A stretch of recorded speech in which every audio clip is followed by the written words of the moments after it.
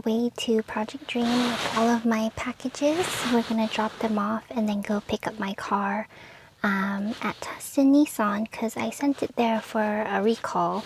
Forgot what it was, but you know, they've been bugging me about it and the email was sent about last year. So I figured with SEMA, I think it was time to get it fixed. I'm gonna pick it up and then we're gonna head to Apexi and we're gonna do some fun stuff there. So come along with me. Filling up gas for the Murano before I take it back to Nissan so I can get my car back. I miss it. Got my baby back.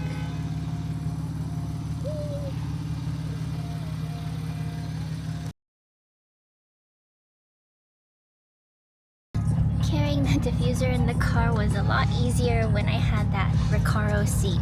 It held it up, but now it's just kind of there. I think it's gonna be hard to shift, but we'll see. Good luck to me.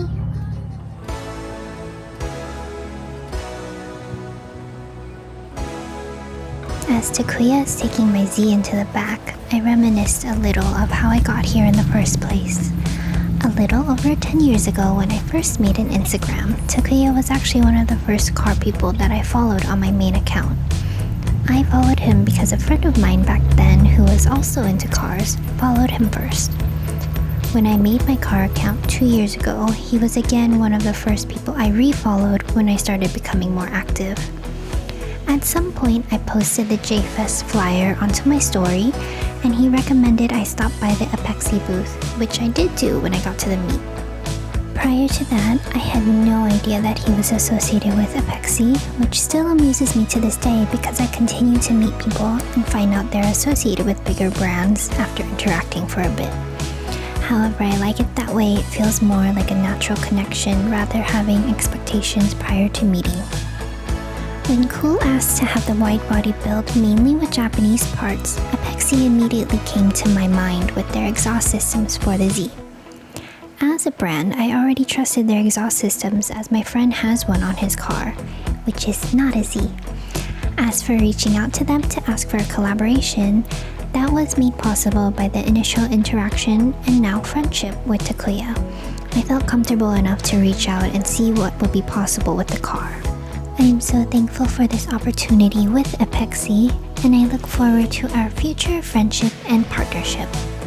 At this point, the N1 exhaust is on the car and it looks so pretty. When lining up the diffuser, you can see that it's too close to the exhaust and we aren't able to fully line it up. Apexi Z has the RS Evo exhaust, and they brought the diffuser out to test fit it with that one.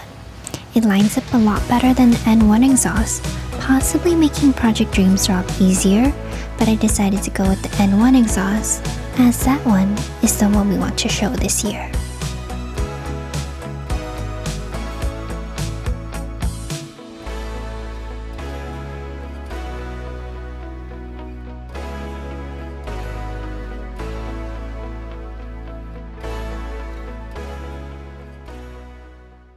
The exhaust fits so well and looks so beautiful on the car.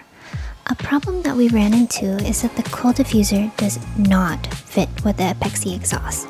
It's something to keep in mind if you or someone you know is interested in getting this body kit and the exhaust.